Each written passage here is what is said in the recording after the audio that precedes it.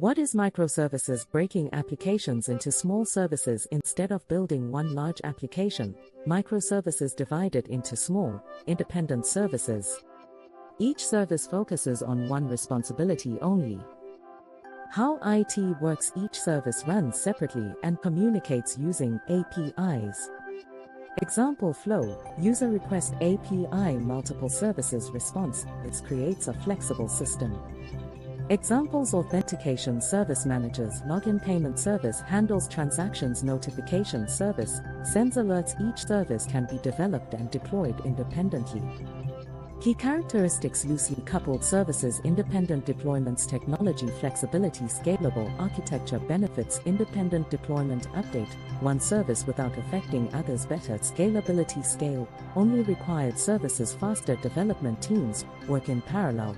Isolation: failure in one service doesn't break the entire system. Challenges: complex communication between services, data consistency issues, monitoring and debugging difficulty. Higher infrastructure overhead.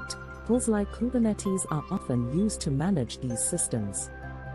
When to use microservices: best for large applications, high-traffic systems, multiple development teams, not always ideal for small projects. The reality: most modern enterprises use microservices to build scalable and flexible systems. The future: microservices are a foundation of cloud-native architecture.